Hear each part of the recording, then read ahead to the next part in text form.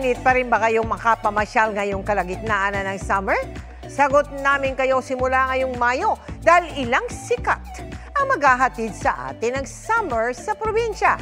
Unahin natin ang Sparkle Star at ang bagong tagapangalaga ng brilyante ng tubig na si Kelvin Miranda.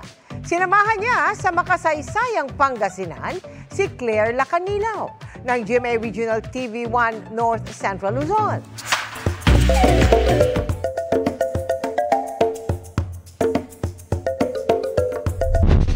Welcome to Panag-Asinan!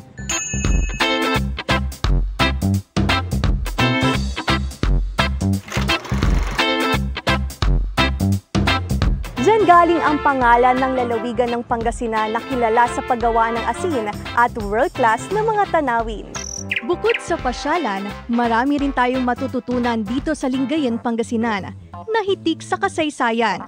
The Capitol Building is a century-old structure constructed in 1917. Isa ito sa mga nabomba noong World War II pero matapos dumaan sa renovation, nananatili itong maganda at matatag, simbolo ng resiliency ng mga Pangasinense. Designed by American architect Daniel Burnham, itinuturing itong isa sa 8 architectural treasures of the Philippines.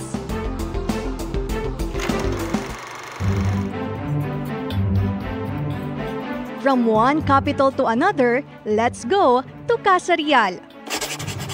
Ito ang Casa Real o Royal House na pinakaunang Capitol building dito sa Pangasinan na ngayon ay transform na into a world-class museum. Tara!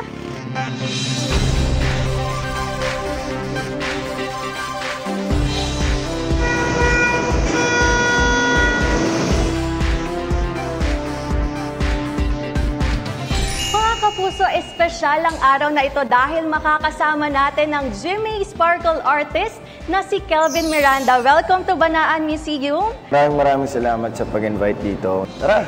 Di ka na ba? Di na. Simulan na natin, di ba? Welcome po sa inyo sa aming museum, ang Banaan Museum. So, ang Banaan ay isang salitang Pangasinan. Nang ibig sabihin ay tagpuan or meeting place. Pinaka-na-curious ako pagpasok pa lang, ito na. Ito naman. Ano po bang mundo to? Yan? Ito is tungkol naman sa Bulinaw skull na tinatawag natin. Totoong skull po yung mga yan? Replica, sir, no? Itong mga skulls na ito, nahukay po yan sa may Balingasay area, sa Bulinaw po yan.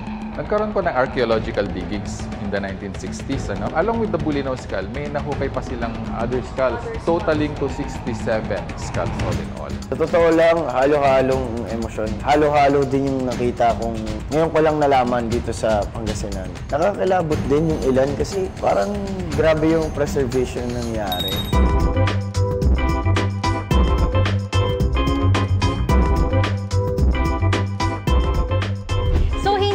Kompleto ang Pangasinan experience mo, Kelvin, hanggat hindi mo natitikban ang mga Pangasinan local delicacies. Dinalaan, with puto. Siyempre. Dinuguan with puto. Tikman natin tong puto. Dinalaan o dinuguan with kamyas. Ano masasabi mo, Kelvin? Ang sarap, no? Try nyo yung Lingayen tamales. Bagay po siya sa pandesal. Yes. Ang galing, oh. Sarap, ah. So, kamusta naman yung paghahanda mo? Di lang sangre at Nakakapagod, oo, pero masaya rin siya at the same time dahil tinuturuan niya ako lalo maging disiplinado, eh.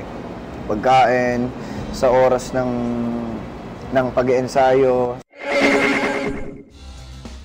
Hello mga kapuso, this is Kelvin Miranda and let's visit and have our summer saya here at Pangasinan. Galila!